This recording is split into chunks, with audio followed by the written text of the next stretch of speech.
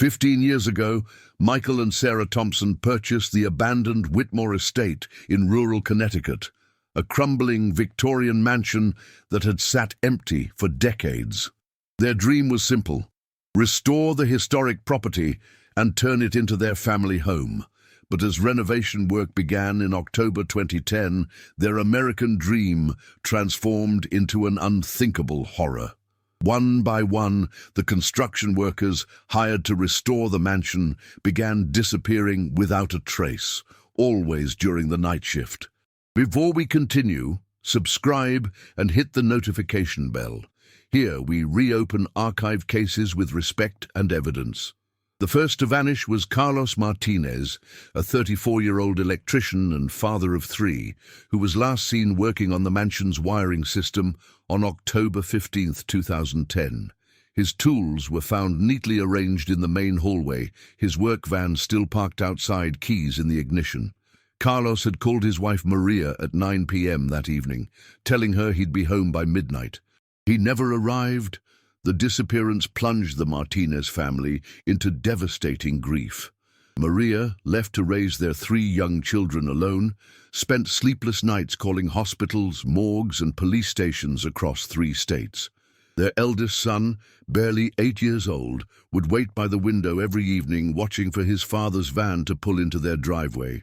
The Latino community in their small town of Millbrook rallied around the family, organizing search parties that combed through forests and abandoned buildings for weeks.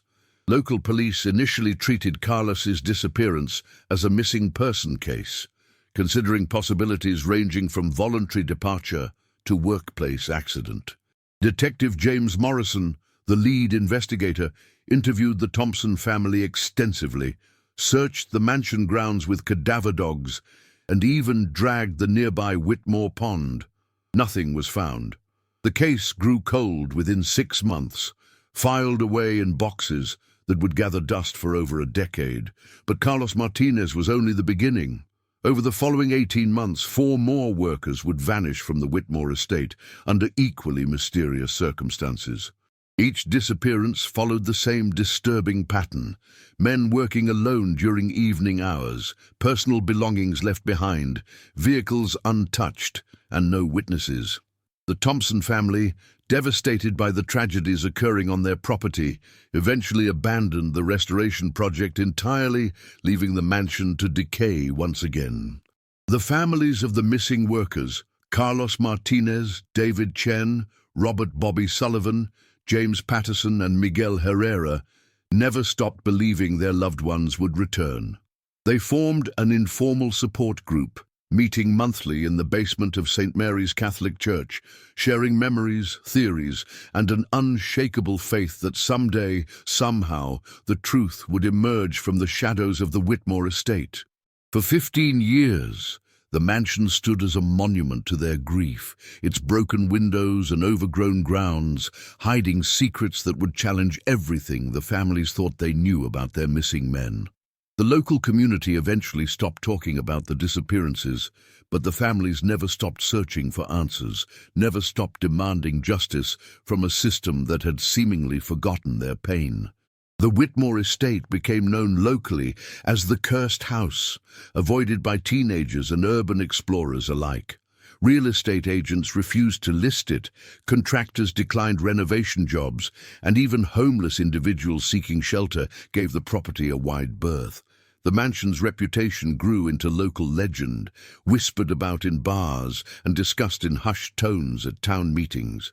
Little did anyone know that beneath the rotting floorboards and behind the crumbling walls, evidence of what really happened to those 5 men was waiting to be discovered. The truth, when it finally emerged, would be more shocking than anyone, even the grieving families, could have imagined. The second disappearance occurred just 6 weeks after Carlos Martinez vanished. David Chen, a 29-year-old carpenter specializing in historic restoration, had been excited about the Whitmore project. His expertise in Victorian-era woodwork made him the perfect choice for the mansion's intricate trim restoration. On November 28, 2010, David was scheduled to assess the condition of the main staircase's ornate banister system. David's girlfriend, Jennifer Wu, became concerned when he failed to return home by 11 p.m. Unlike Carlos, who had been working alone, David had been part of a small crew during the day. His co-workers reported that he'd stayed behind to take detailed measurements and photographs of the woodwork, planning to create restoration drawings at home that evening. His camera was found on the dining room floor, still containing photos he'd taken just hours before his disappearance. The Chen family's anguish mirrored that of the Martinez household. David's elderly parents, who had immigrated from Taiwan in the 1970s, struggled to communicate with police due to language barriers. Jennifer became their voice, tirelessly advocating for a thorough investigation while battling her own overwhelming grief. She organized candlelight vigils and distributed missing person flyers throughout the state, never accepting that David had simply walked away from their life together. Detective Morrison, now handling his second disappearance from the same location, began to see disturbing patterns. Both men had been working alone during evening hours. Both had left their vehicles undisturbed. Both had been in communication with family members just hours before vanishing. The detective requested additional resources from the state police, but bureaucratic delays and budget constraints limited the scope of the investigation. The Thompson family, already traumatized by Carlos's disappearance, considered abandoning the renovation project entirely. Michael Thompson had invested his life savings into purchasing and beginning restoration of the mansion, viewing it as a legacy property for his two young daughters. Sarah Thompson, however, began experiencing severe anxiety and insisted they cease all work immediately. The couple's marriage became strained as they disagreed about whether to continue with their dream or cut their losses. Local media began covering the story after David's disappearance, with the Millbrook Gazette running a front-page article titled, "Second Worker Vanishes from Historic Estate." The coverage brought unwanted attention to the Thompson family, who found themselves subjected to speculation and unfounded accusations from community members. Some locals suggested the family was involved in the disappearances, while others believed the mansion itself was haunted or cursed. Robert Bobby Sullivan disappeared on January 12, 2011, just 7 weeks after David Chen vanished. Bobby, a 41-year-old plumber with 20 years of experience, had been hired to assess the mansion's century-old pipe system. His wife, Patricia, had been married to Bobby for 16 years and knew his routines better than anyone. When he failed to call her at 10 p.m. as he did every work night, she immediately drove to the mansion. Patricia found Bobby's truck parked in its usual spot, his thermos of coffee still warm on the dashboard. His plumbing tools were scattered in the basement, suggesting he'd been in the middle of examining the old boiler system when something interrupted his work. A flashlight lay on the concrete floor, still glowing, its beam pointing toward a corner of the basement that appeared to have been recently disturbed. The Sullivan family's grief was compounded by financial hardship. Bobby had been the sole provider for Patricia and their 2 teenage sons. Without his income, they faced losing their home within months. The community rallied to support them through fundraisers and benefit dinners, but the emotional toll of Bobby's disappearance fractured the family's foundation. Their eldest son, Michael, dropped out of high school to work full-time, while their younger son, Patrick, began exhibiting behavioral problems that would persist for years. Detective Morrison, now facing his 3rd disappearance from the Whitmore estate, requested assistance from the FBI's Missing Persons Unit. Federal agents interviewed dozens of people connected to the renovation project, analyzed physical evidence from all 3 scenes, and conducted extensive background checks on the Thompson family. Despite their efforts, no significant leads emerged, and the federal involvement was quietly scaled back after 6 months. The pattern was becoming undeniable. The Whitmore estate was consuming the men who dared to work within its walls after dark. James Patterson, a 38-year-old heating and cooling specialist, became the fourth victim on March 6, 2011. Unlike the previous disappearances, James had been scheduled to work during daylight hours but had called his supervisor to request permission to return that evening to complete an urgent repair on the mansion's old furnace system. His wife, Linda, had been reluctant to let him work alone at the estate, given the recent disappearances, but James dismissed her concerns as superstition. Linda Patterson waited until 2 a.m. before calling police. She had tried reaching James repeatedly on his cell phone, but the calls went straight to voicemail. When officers arrived at the Whitmore estate, they found James's work van parked beside the mansion, doors unlocked, with his cell phone lying on the passenger seat. The battery was dead, suggesting it had been there for hours. Inside the mansion, his tools were found in the basement near the old furnace, but James was nowhere to be found. The Patterson family's ordeal was particularly heartbreaking because Linda was 7 months pregnant with their second child. Their 4-year-old daughter, Emma, repeatedly asked when Daddy was coming home, not understanding why her mother cried every time she mentioned his name. Linda gave birth to their son, James Jr., just 2 months after her husband's disappearance, facing the devastating reality of raising 2 children as a single mother while grieving the loss of her soulmate. Now, I invite you to leave in the comments where you're watching us from and the exact time you're listening to this story. We're interested to know how far these documented accounts reach and at what moments of day or night they arrive. The fourth disappearance sent shockwaves through Millbrook's tight-knit community. Local businesses began refusing to provide services to the Whitmore estate, and the Regional Contractors Association issued an informal advisory warning members about accepting work at the property. The Thompson family found themselves increasingly isolated, with former friends and neighbors crossing the street to avoid conversations about the mansion. Miguel Herrera, a 31-year-old stonemason specializing in foundation repair, became the fifth and final victim on April 22, 2011. Miguel had been hired to assess structural damage to the mansion's foundation walls, work that required him to spend considerable time in the basement and crawl spaces. His brother, Eduardo, had begged him not to take the job, but Miguel needed the money to support his pregnant wife, Carmen, and their 2 young sons. Carmen Herrera's grief was compounded by the fact that she was due to give birth within weeks of Miguel's disappearance. Like Linda Patterson before her, she faced the unthinkable prospect of delivering a child whose father would never hold them. The Latino community in Millbrook organized around both families, providing childcare, meals, and emotional support. But nothing could fill the void left by Miguel's absence. The fifth disappearance proved to be the breaking point for the Thompson family.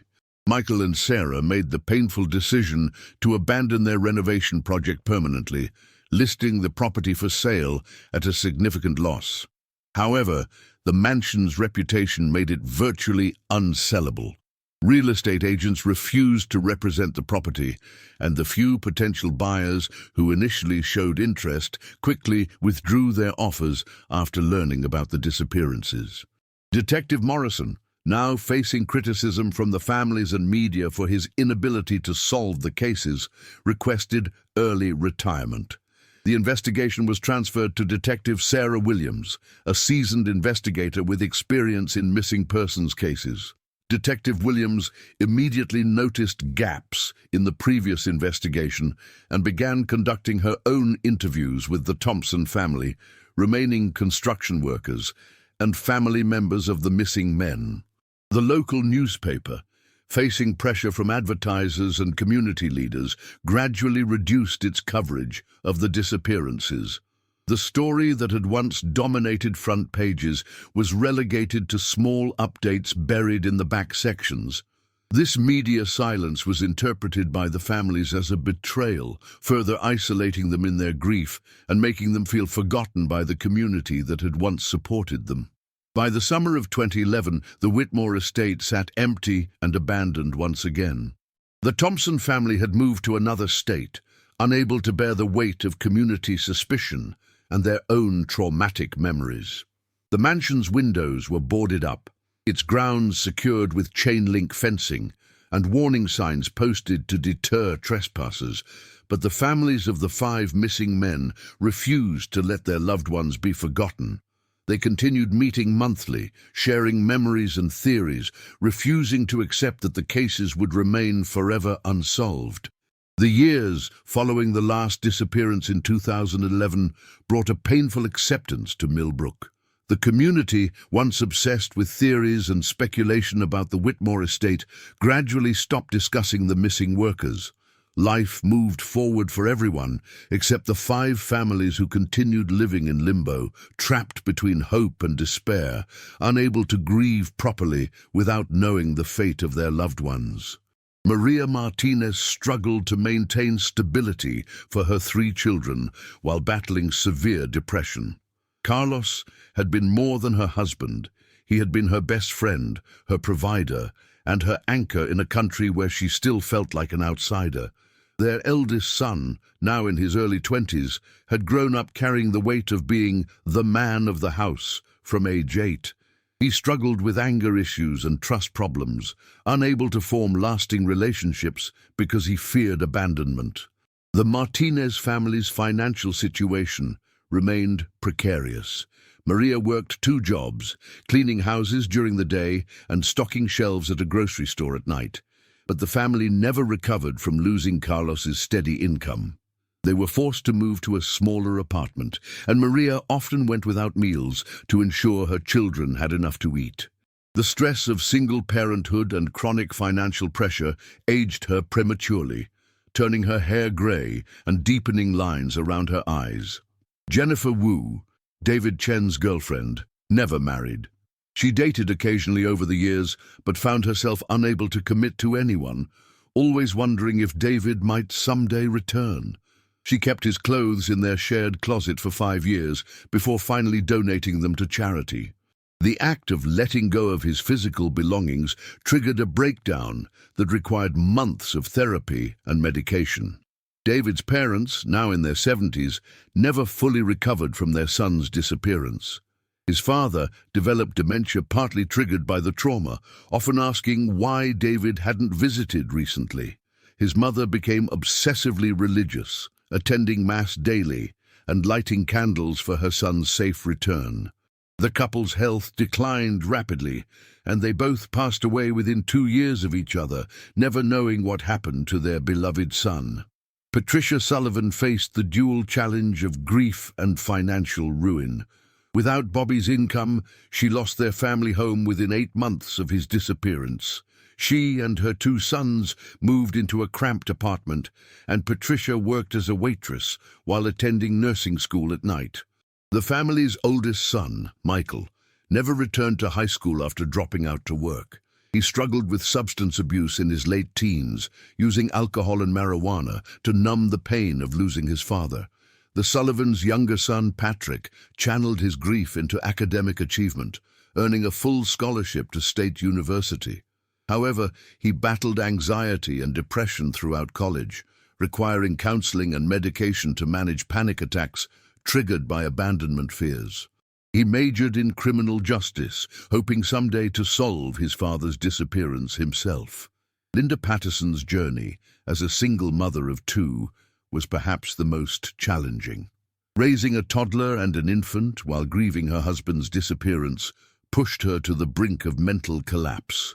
Her daughter Emma developed severe separation anxiety, crying hysterically whenever Linda left for work. James Jr. grew up never knowing his father, but constantly hearing stories about him, creating a strange relationship with a man who existed only in family photographs and memories. Linda eventually remarried 5 years after James's disappearance, but the new relationship struggled under the weight of unresolved grief. Her second husband, while supportive, could never fully understand the complexity of loving someone whose fate remained unknown. Emma had difficulty accepting her stepfather, often asking when her real daddy would come home, questions that broke Linda's heart repeatedly. Carmen Herrera gave birth to Miguel Jr. just 3 weeks after her husband's disappearance. The baby became both a blessing and a constant reminder of loss. Miguel Jr. had his father's eyes and smile, features that brought Carmen comfort and pain in equal measure.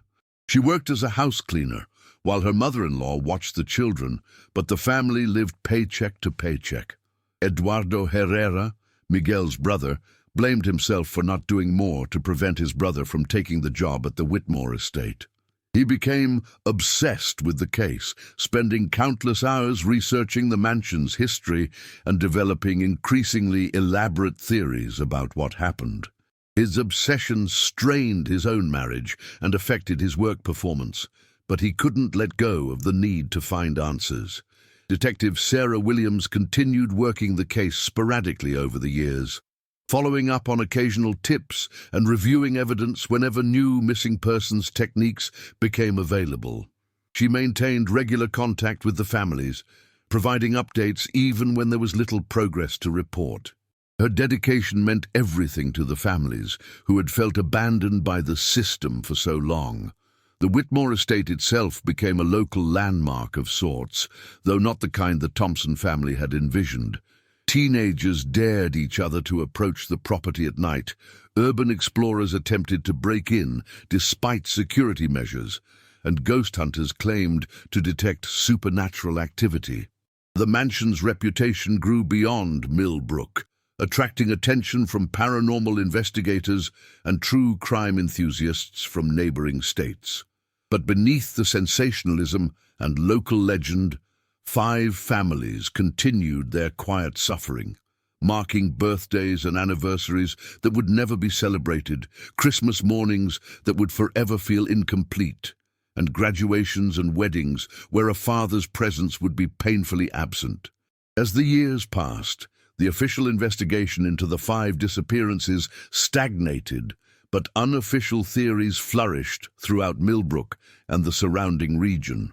The families of the missing workers found themselves caught between desperate hope and growing skepticism about whether their loved ones would ever be found. Local theories ranged from the plausible to the bizarre, each one another knife twist for families seeking concrete answers. The most persistent theory involved human trafficking. Some community members believed the isolated location of the Whitmore estate made it an ideal staging ground for criminal organizations. This theory suggested the missing workers had witnessed something they shouldn't have and were eliminated or kidnapped to protect illegal operations. Detective Williams investigated this possibility extensively, coordinating with federal trafficking task forces and analyzing patterns in missing persons cases across New England. However, the trafficking theory fell apart under scrutiny. None of the missing men showed signs of being targeted beforehand. Their disappearances lacked the organization typically seen in trafficking operations, and extensive surveillance of the area revealed no unusual vehicle traffic or suspicious activity. The FBI's analysis concluded that the estate's remote location actually made it unsuitable for trafficking operations, which typically required easy access to transportation networks. Another popular theory centered on the mansion's previous owner, Harrison Whitmore, who had died under mysterious circumstances in 1987. Local historians discovered that Whitmore had been a reclusive millionaire with rumored connections to organized crime in Boston and New York. Some believed he had hidden something valuable in the mansion, money, drugs, or incriminating documents, and that the missing workers had discovered this cache and been eliminated by criminal associates protecting Whitmore's secrets. Eduardo Herrera became the most vocal proponent of the Whitmore connection theory. He spent hundreds of hours researching the deceased millionaire's business dealings, tracking down former associates, and mapping connections between Whitmore and known criminal figures. Eduardo's investigation revealed that Whitmore had indeed been investigated by federal authorities for money laundering in the 1980s, though no charges were ever filed. The families initially found hope in Eduardo's research, believing it might finally provide the breakthrough they desperately needed. However, as months turned into years, Eduardo's investigation hit the same dead ends that had frustrated official investigators. Former Whitmore associates were either dead, imprisoned, or unwilling to discuss events from decades past. The trail had gone cold long before the construction workers ever set foot in the mansion. A third theory, whispered in bars and discussed at town meetings, suggested the Thompson family's involvement in the disappearances. This theory painted Michael and Sarah Thompson as desperate people who had invested everything in the mansion renovation and couldn't afford the liability of construction accidents or workers' compensation claims. Some believed they had orchestrated the disappearances to avoid financial ruin, possibly with help from criminal associates. This theory devastated the Thompson family, who had already been traumatized by the events at their property. Michael Thompson, in particular, struggled with depression and anxiety, knowing that some community members suspected him of murder. The couple eventually relocated to Oregon, hoping to escape the suspicion and start fresh. But the whispered accusations followed them even there through social media and internet forums dedicated to the case. Detective Williams thoroughly investigated the Thompson family and found no evidence supporting their involvement. Financial records showed they had indeed invested heavily in the mansion, but had no insurance policies that would benefit from the workers' disappearances. Background checks revealed no criminal connections or history of violence. Their alibis for each disappearance were solid, and psychological evaluations suggested they were genuine victims of circumstances beyond their control. The most disturbing theory involved a serial killer operating in the area. Criminal psychology experts noted that the disappearances followed a pattern consistent with predatory behavior, isolated victims, similar methodology, and an escalating timeline. This theory suggested someone had been using the mansion as a hunting ground, targeting vulnerable workers who wouldn't be immediately missed. Federal profilers developed a psychological portrait of the potential perpetrator, likely a local resident with intimate knowledge of the mansion and surrounding area, someone with experience in construction or manual labor who could blend in at work sites, and an individual with psychopathic tendencies masked by a normal social facade. The profile fit dozens of people in the area, making it impossible to identify suspects without additional evidence. Maria Martinez found the serial killer theory both terrifying and oddly comforting. It was horrifying to imagine Carlos suffering at the hands of a murderer, but it was also easier to accept than some alternatives. At least it would mean someone was responsible, she told a support group. Someone we could find and punish. It's better than thinking he just disappeared into nothing. As theories proliferated, they began to take on lives of their own. Online forums dedicated to the Whitmore estate disappearances attracted thousands of amateur investigators, conspiracy theorists, and true crime enthusiasts.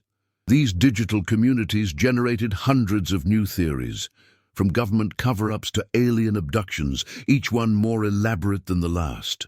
The families found themselves torn between gratitude for the continued attention and frustration with the wild speculation. While they appreciated that people hadn't forgotten their loved ones, the endless theories without evidence felt exploitative.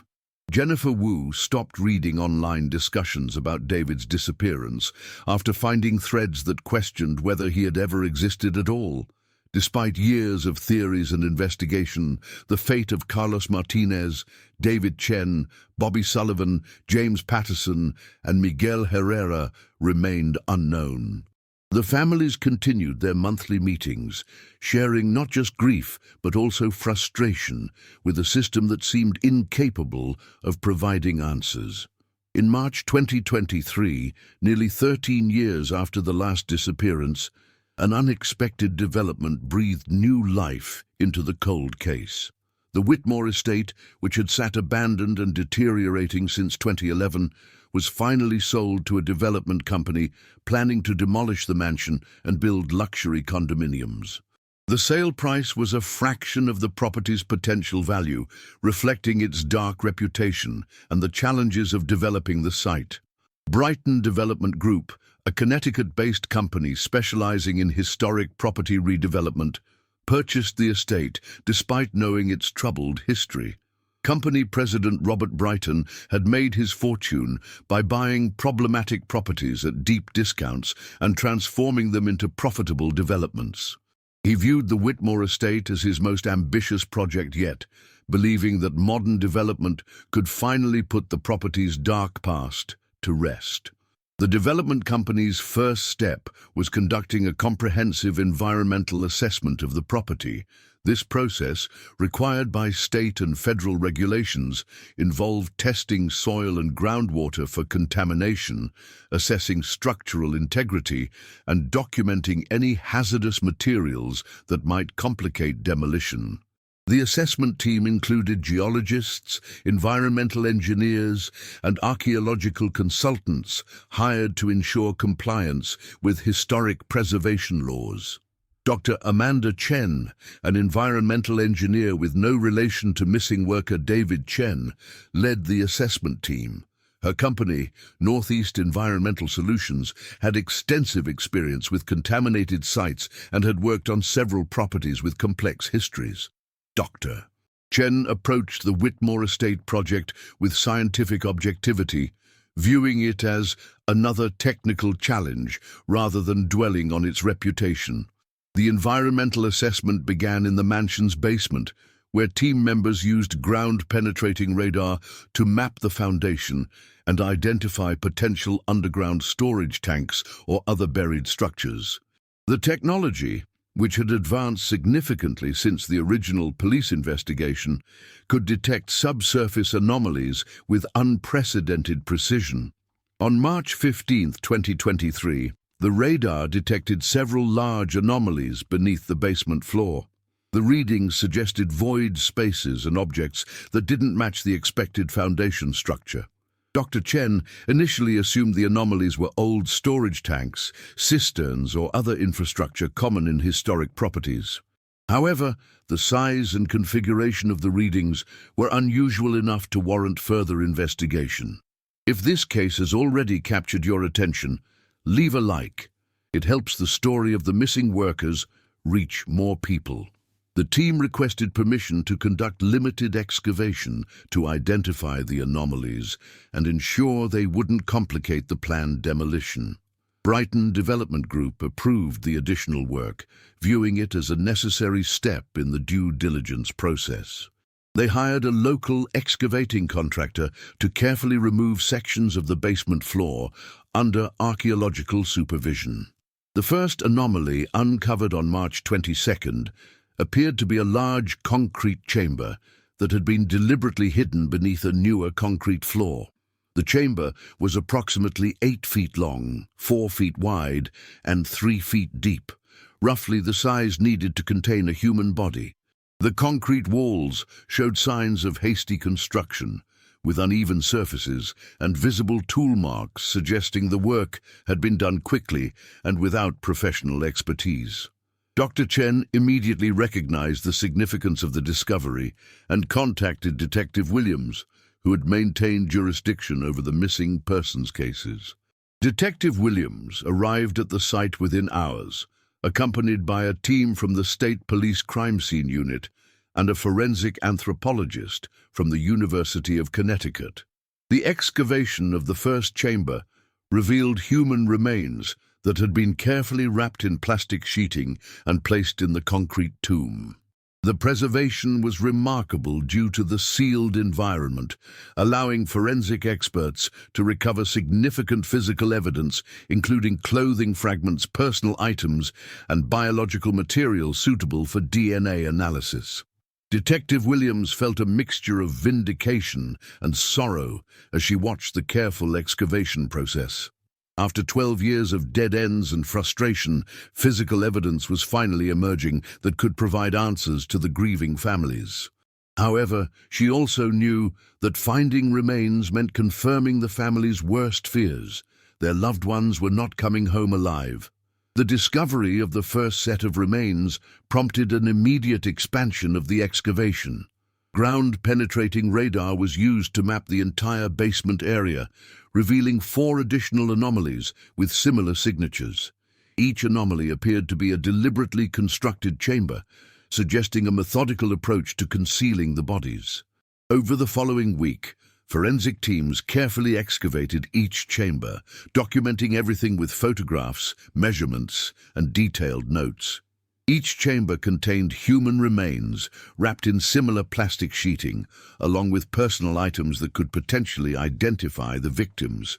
The level of preservation varied between chambers, but all contained sufficient material for DNA analysis and forensic identification.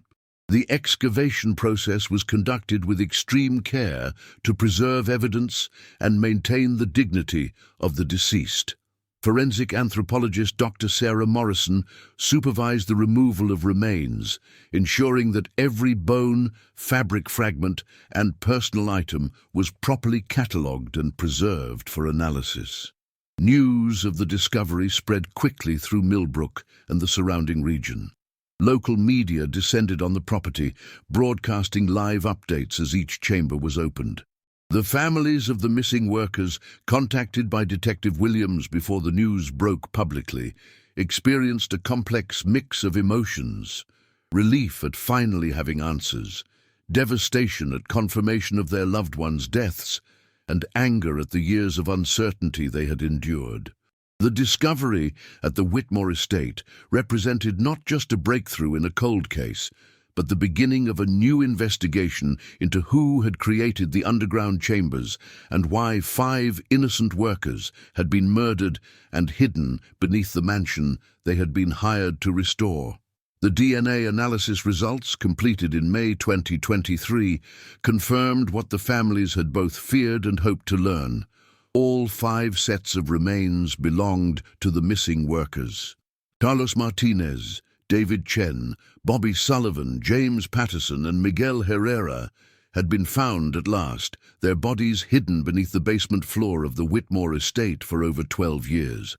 Dr. Rebecca Foster, the forensic pathologist assigned to examine the remains, made several disturbing discoveries that would reshape the entire investigation. Each victim showed evidence of blunt force trauma to the skull, suggesting they had been killed by powerful strikes to the head. The positioning of the bodies and the careful wrapping indicated the murders had been planned and executed with methodical precision. Most shocking was Dr. Foster's determination of the approximate time of death for each victim. Based on the decomposition patterns, insect evidence, and other forensic markers, she concluded that all 5 men had been killed within a relatively short time frame, not spread across the 18 months of their disappearances, but concentrated in a period of just a few weeks in late 2010. This revelation fundamentally altered the timeline investigators had assumed for 12 years. Rather than 5 separate incidents spread across 18 months, the evidence suggested a concentrated killing spree followed by an elaborate deception to make the murders appear as random disappearances over time. Detective Williams immediately recognized the implications of this discovery. Someone had killed all 5 workers during the early stages of the renovation project, then methodically disposed of their bodies one by one, staging each disappearance to create the illusion of separate incidents.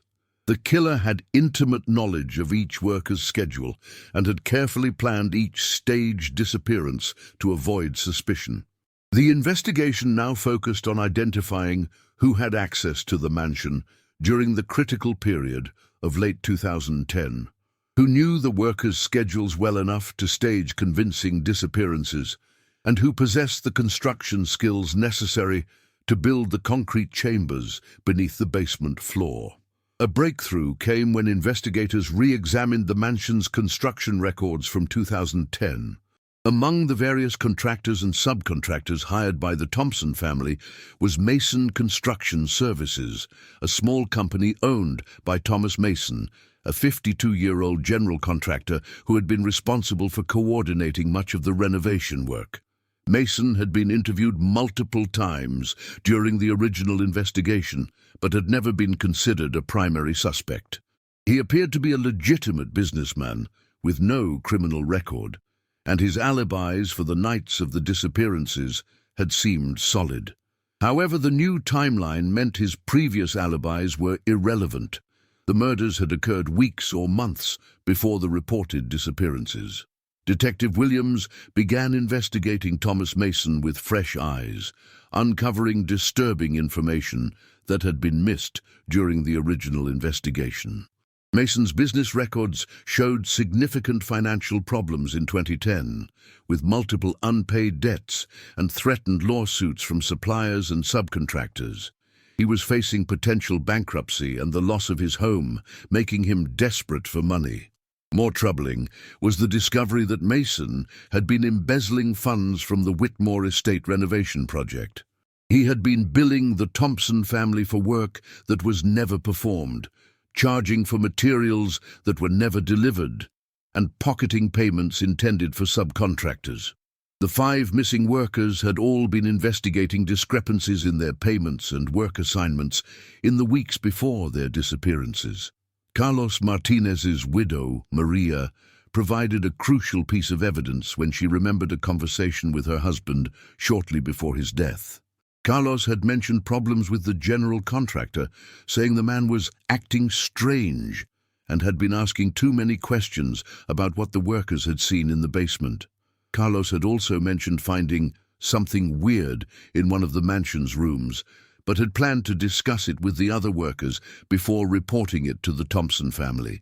David Chen's girlfriend, Jennifer Wu, recalled similar concerns David had expressed about irregularities in the project.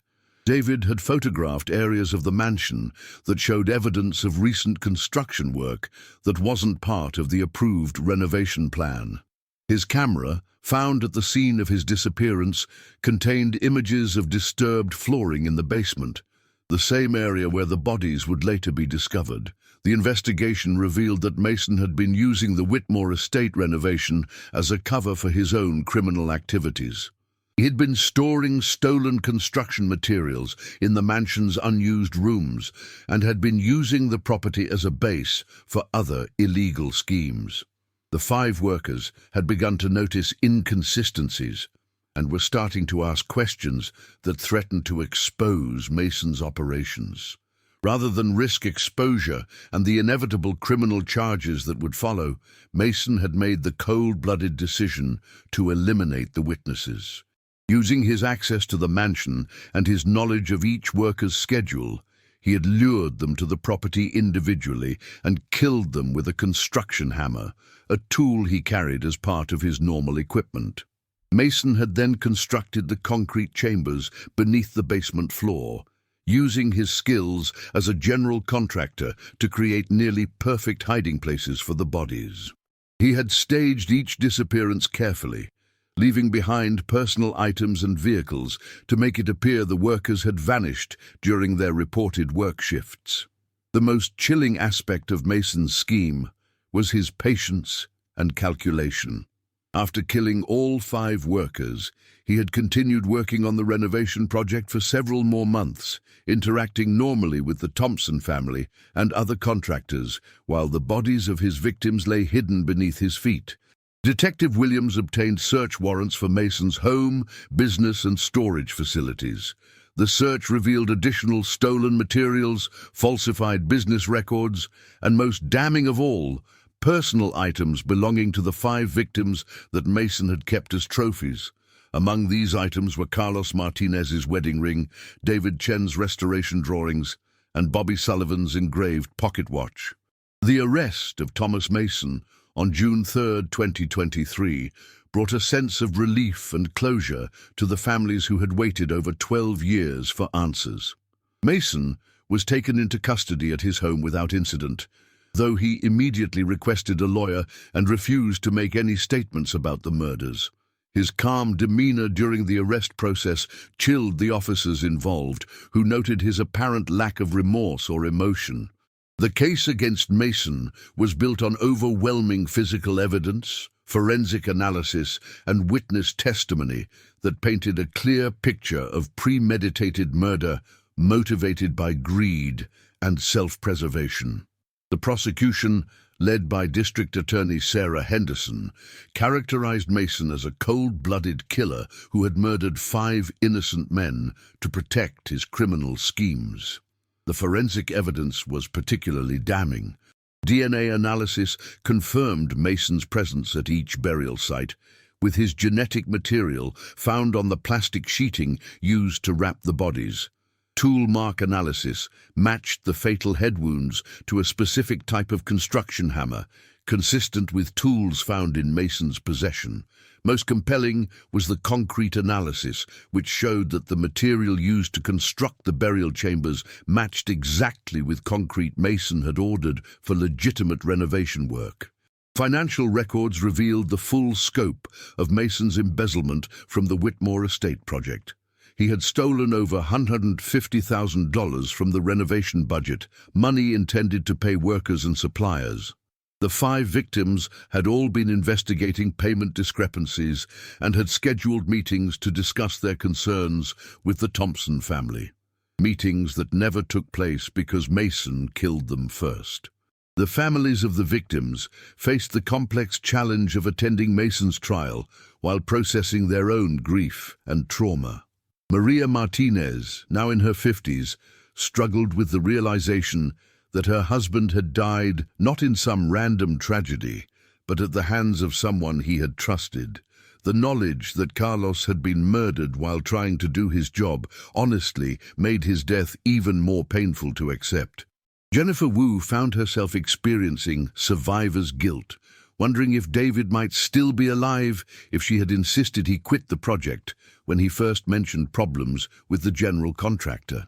She attended every day of the trial, staring at Mason with a mixture of hatred and bewilderment, trying to understand how someone could kill 5 people so callously. Patricia Sullivan, now remarried but still carrying the Sullivan name in honor of her first husband, brought her 2 adult sons to court to see justice served for their father. Michael Sullivan, who had struggled with substance abuse in his teens, found the trial both healing and traumatic, finally understanding why his father had never come home, but horrified by the brutality of his murder. Linda Patterson faced the difficult decision of whether to bring her teenage children to court. Emma, now in her 20s, chose to attend the trial to honor the father she barely remembered. James Jr., who had grown up knowing his father only through stories and photographs, struggled with anger toward Mason and the system that had taken so long to find the truth. Carmen Herrera, who had raised Miguel Jr. as a single mother while never knowing what had happened to his father, experienced a complex mix of emotions during the trial. She felt vindicated that Miguel's death was finally being acknowledged and punished, but she also mourned the lost years when she had hoped he might somehow still be alive. The trial lasted 6 weeks, with Mason's defense team attempting to argue that the evidence was circumstantial and that Mason had been framed by unknown perpetrators. However, the prosecution's case was overwhelming, with forensic evidence, financial records, and witness testimony all pointing to Mason's guilt. The most powerful moments of the trial came when family members delivered victim impact statements. Maria Martinez spoke about raising 3 children alone, working multiple jobs to survive, and living with the constant uncertainty about Carlos's fate. Her words reduced several jurors to tears as she described the ripple effects of Mason's crimes on her entire family. Eduardo Herrera, who had spent years investigating his brother's disappearance, addressed Mason directly during his statement. "You didn't just kill my brother," he said. "You killed a piece of all of us. You stole our peace, our trust, our ability to feel safe in the world. But you didn't win because we never stopped loving Miguel, and we never stopped fighting for the truth." The jury deliberated for less than 4 hours before returning guilty verdicts on all 5 counts of first-degree murder. Mason showed no visible reaction as the verdicts were read, maintaining the same cold demeanor he had displayed throughout the trial. His lack of remorse was noted by the judge during sentencing as evidence of his continued dangerousness. During the sentencing hearing, Mason finally spoke, offering what many considered a hollow apology that focused more on his own problems than on his victims' suffering. "I was desperate," he said. "I wasn't thinking clearly. I never meant for things to go so far." His words rang false to the families who had waited years to hear some acknowledgement of their pain. Judge Patricia Morrison sentenced Mason to life in prison without the possibility of parole on each murder count, with the sentences to run consecutively. The sentence ensured that Mason would never be free again, providing the families with the certainty that he could never harm anyone else. The conviction brought a measure of justice, but it could not restore the lost years or heal the trauma that had shaped the family's lives for over a decade. The conclusion of Thomas Mason's trial in August 2023 marked the end of a legal journey, but the beginning of a new chapter for the families of the 5 murdered workers. After 13 years of uncertainty, anger, and grief, they now face the challenge of healing and finding ways to honor their loved ones' memories while moving forward with their own lives. Maria Martinez, at 54, found herself experiencing a strange mix of relief and renewed grief. The certainty of knowing what had happened to Carlos allowed her to finally begin the grieving process she had been unable to complete for over a decade. She visited Carlos's grave for the first time since his remains had been laid to rest, finally able to say goodbye to the man who had been her partner in building a life in America. The Martinez family established the Carlos Martinez Memorial Scholarship, providing financial assistance to children of immigrant families pursuing trade education. Maria saw it as a way to honor Carlos's memory while helping other families achieve the American dream they had been pursuing together. The scholarship's first recipient was a young electrician apprentice whose father had worked alongside Carlos years before his death. Jennifer Wu, now 42, made the difficult decision to finally move forward with her personal life. She had spent 13 years in emotional limbo, unable to fully grieve David or embrace new relationships. With closure finally achieved, she began dating a fellow architect who understood her need to honor David's memory while building a future. She kept David's restoration drawings, using them to inspire her own work on historic preservation projects. The Chen family memorial took the form of a small park in Millbrook's downtown area, featuring a pavilion designed using elements from David's restoration drawings.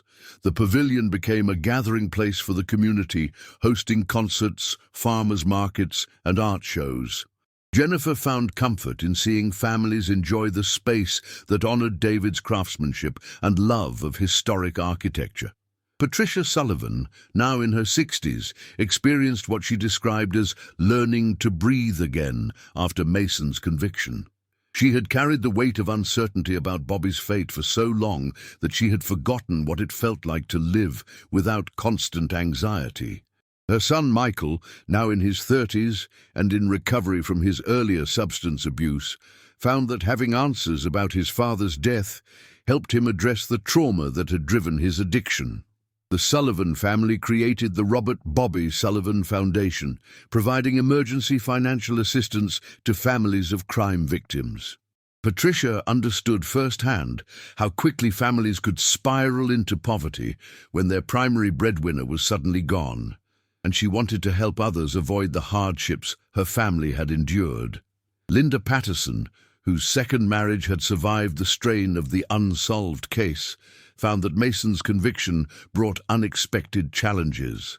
The certainty about James's death forced her to confront grief she had suppressed for years, while hoping he might somehow return. Her children, Emma and James Jr., both struggled with anger toward Mason and the system that had taken so long to find justice. The Patterson family established an annual scholarship for students pursuing careers in heating and cooling technology, honoring James's expertise and dedication to his trade. James Jr., now in college studying criminal justice, found purpose in his father's story, planning to work with victims' families as a victim advocate after graduation. Carmen Herrera, who had raised Miguel Jr. as a single mother while working multiple jobs, experienced both closure and renewed loss after Mason's conviction. Miguel Jr., now 13, finally learned the truth about his father's death and struggled with anger and confusion about why someone would kill a man he had never met. Carmen sought family counseling to help both of them process the complex emotions surrounding Miguel's murder. The Herrera family memorial took the form of a community garden in their neighborhood, featuring stonework created by local masons in honor of Miguel's skill and artistry. The garden became a gathering place for the Latino community, hosting cultural events and providing fresh produce for families in need. Detective Sarah Williams, who had worked the case for over a decade, found Mason's conviction to be both the highlight and the conclusion of her law enforcement career. She retired 6 months after the trial, knowing that she had finally delivered justice for the 5 families who had trusted her with their pain. She remained in contact with all the families, attending memorial services and scholarship ceremonies. The Whitmore estate itself underwent a transformation that seemed almost symbolic. Brighton Development Group proceeded with their planned demolition of the mansion, but they modified their development plans to include a memorial garden honoring the 5 murdered workers. The luxury condominiums were never built. Instead, the property became a community park with walking trails, picnic areas, and a memorial wall listing the names of Carlos Martinez, David Chen, Robert Sullivan, James Patterson, and Miguel Herrera. The monthly support group meetings that had sustained the families through their darkest years evolved into an annual memorial service held each October, marking the month when the first disappearances had been reported. The service grew to include not just the 5 families, but the entire Millbrook community, acknowledging the collective trauma the unsolved cases had created and celebrating the resilience of those who had never given up hope. Dr. Amanda Chen, the environmental engineer whose team had discovered the burial chambers, attended the first memorial service as a way of honoring the role she had inadvertently played in bringing the families closure. She established a fund for training cadaver dogs and ground-penetrating radar operators, hoping to help other families find their missing loved ones more quickly. Thomas Mason remained in prison, serving his life sentences at a maximum security facility in Connecticut. Several family members chose to participate in victim-offender mediation programs, seeking to understand his motivations and find personal closure through confrontation. Mason's responses were largely unsatisfactory, as he continued to minimize his responsibility and show little genuine remorse for his actions.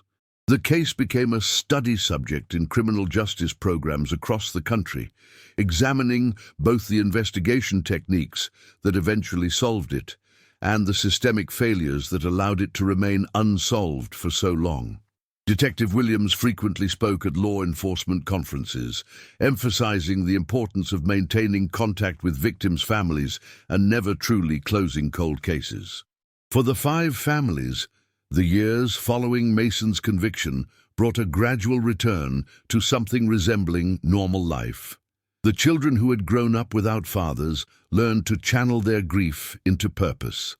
The spouses who had lived in limbo learned to embrace new relationships while honoring their first loves.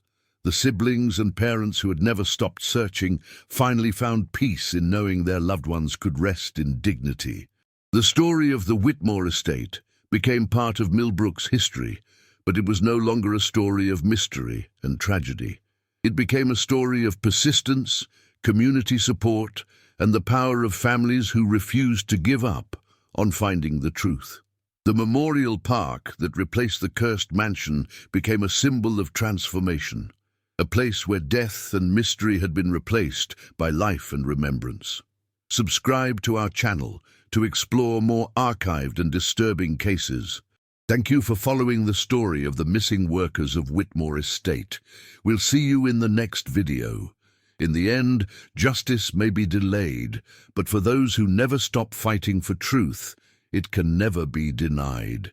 The 5 workers who went to restore a mansion became part of its foundation forever, not as victims hidden in darkness, but as remembered souls whose stories brought light to the shadows of the past.